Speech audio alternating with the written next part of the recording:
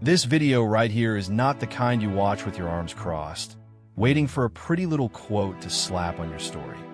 It's meant to be heard, swallowed, and used.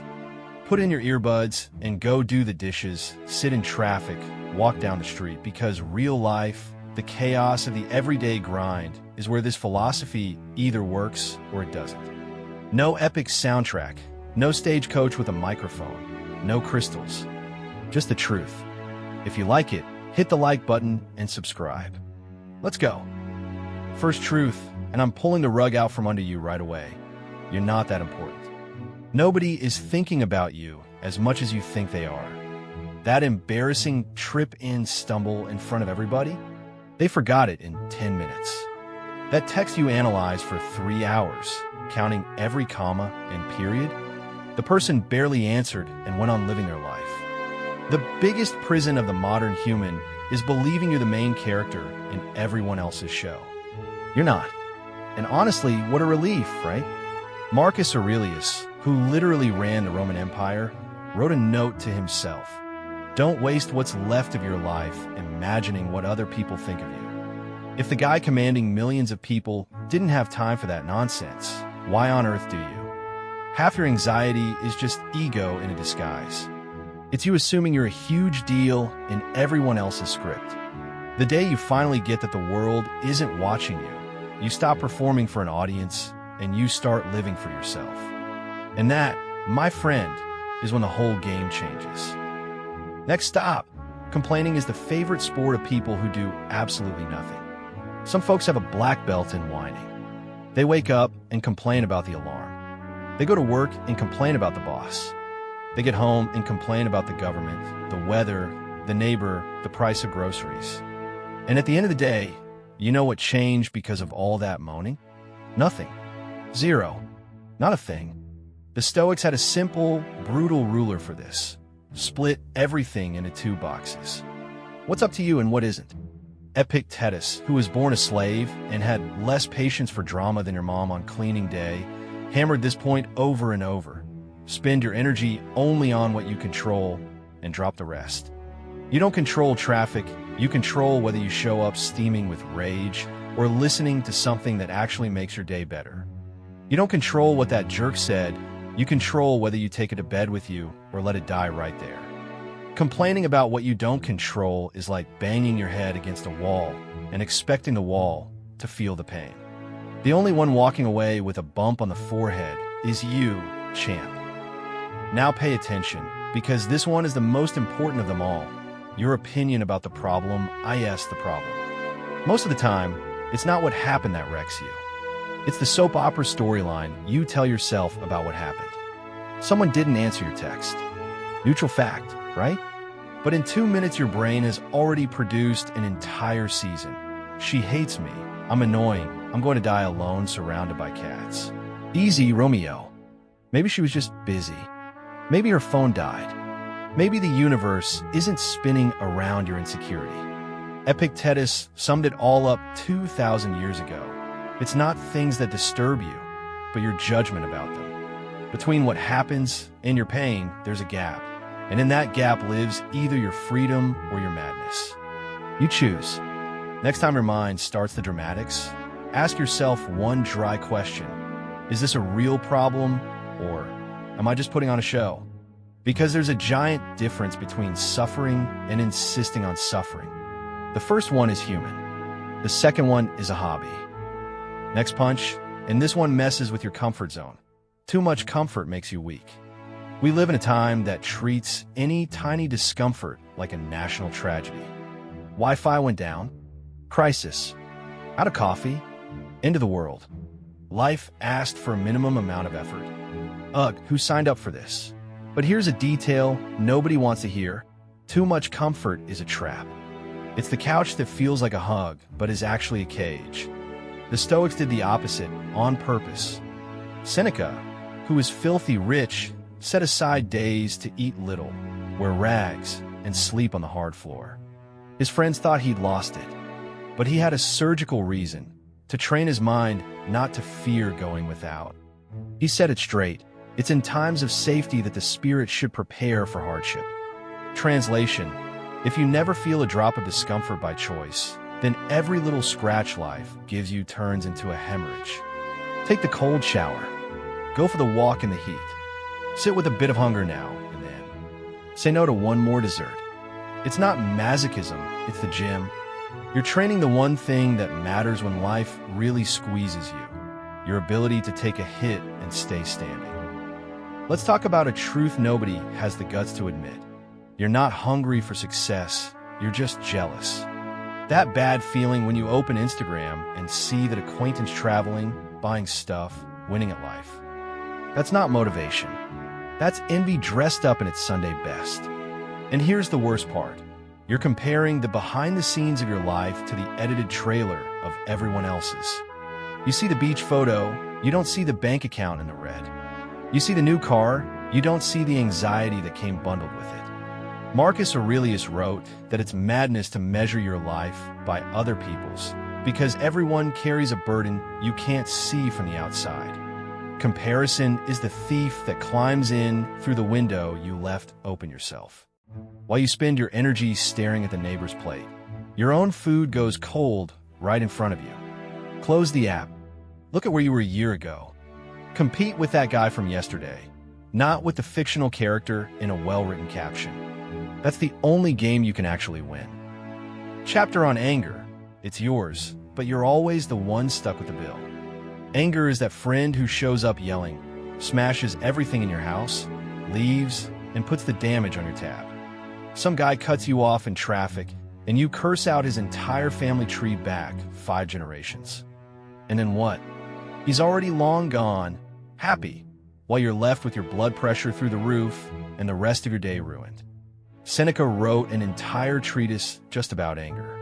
The whole thing. You know why? Because he understood that anger is one of the dumbest emotions there is. It promises strength and hands you impulsiveness, promises justice and hands you regret with interest. It's poison you drink expecting the other person to die. Heads up, being a Stoic doesn't mean turning into a robot who swallows everything with a fake smile. It's feeling the anger and not letting it grab the steering wheel. You can be a furnace on the inside and an iceberg on the outside. And that's not fake, that's intelligence. Ever typed out that furious message and had the wisdom not to hit send? Yeah, that right there is more stoic than it looks. Next time your blood boils, ask, is this worth my peace, or is it just my ego screaming? Spoiler, it's almost always the ego. And the ego is the worst advisor that exists. Now a serious talk about time. You treat yours like it's infinite. It isn't. Would you buy a coffee and let the cashier hand you the wrong change on purpose? No, right? You'd fight over a single dollar. But your time, the one thing you never get back, you hand out for free to anyone. To the line at the store, to a pointless argument, to 3 hours of scrolling on your phone that didn't make you any happier or any wiser. Seneca nailed it. It's not that we have too little time, it's that we waste so much of it. Life is long enough for the person who knows how to use it. The problem isn't the clock, it's what you do with it. Stop for a second and think. How many hours of your week went to things you can't even remember anymore? The Stoic treats time like money that never comes back. Before you say yes to one more thing that drains you, ask, does this deserve a piece of my life? Because that's exactly what you're paying with. It's not time, it's life. Now brace yourself, no panic. Yes, you're going to die. And it's the best news in this video. Relax, this isn't about getting morbid. But it's the truth nobody has the guts to say at your birthday party. You're going to die. So am I. Everyone. Doesn't matter how many detox juices you drink, how many meditation apps you download, or how many times you say gratitude into the mirror. For most people, this is taboo. For the Stoics, it was an alarm clock. They called it memento mori, remember that you will die. It only sounds creepy because you still see death as the villain. They saw it as a teacher. Because when you truly accept that your time is short, you stop wasting it on garbage that same instant. Stupid fight in the group chat? What for? Pride wounded over something trivial? What a waste of energy. That dream you keep postponing while waiting for the right moment? Wake up. There is no right moment. There's now, and now might be the last one. Marcus Aurelius wrote, "You could leave life at this very moment. Let that decide what you do, say, and think." Death isn't a threat. It's a compass. It reminds you to stop stalling and start actually living while there's still time. And to wrap this stretch up nicely, stop reacting like popcorn in a hot pan. You know that person who's always 1 millimeter away from blowing up? Everything irritates them, everything's a trigger, everything turns into a crisis. The phone buzzes, they fire back without thinking. Somebody pokes them, they kick out instantly. That person isn't living. They're reacting. They're a puppet yanked around by their own runaway emotions. The Stoics were masters of self-control, but not the kind of self-control where you bottle everything up and then explode at the grocery store checkout. They knew that between what happens to you and your response, there's a gap. It could be a single second long. And in that second lives the difference between an adult and a 30-year-old emotional toddler. Someone criticizes you. Option A, a scene, drama, feed the circus. Option B, breathe, check whether the criticism actually makes any sense, and answer with reason at the wheel. Which one looks stronger to you? Exactly. Being reactive is easy. Anyone with a thumb and Wi-Fi can pull off. The hard part is being strategically calm in a world that rewards the meltdown. And that's exactly where the real power lives. You're not obligated to react. You can choose to respond. And that one single choice changes your entire life. Another one nobody wants to hear. It's not about being happy. It's about being whole. Our generation turned happiness into an obligation. Follow your dreams, think positive, be happy. And if you're not smiling all the time, well, it's your fault, right? You didn't try hard enough. If you didn't meditate properly, you didn't read the right book. What a ridiculous amount of pressure. The Stoics couldn't have cared less about that. Their focus wasn't being happy. It was being whole, consistent with your own values, at peace with who you are, even when the world is falling apart out there. To them, happiness was a consequence, not a goal. A bonus that shows up every once in a while, quietly, when you live right. Here's the real deal. You can be tired, frustrated, having a terrible day, and still be on the right path. You can have a job that isn't the dream of your life, but treat people well, pay your bills, and sleep with a clear conscience. That's worth more than 1,000 forced smiles for a photo. Stop chasing happiness like a dog after its own tail. Become someone with integrity, and the peace shows up on its own. This one is liberating. Stop trying to please everybody. Spoiler, it's impossible.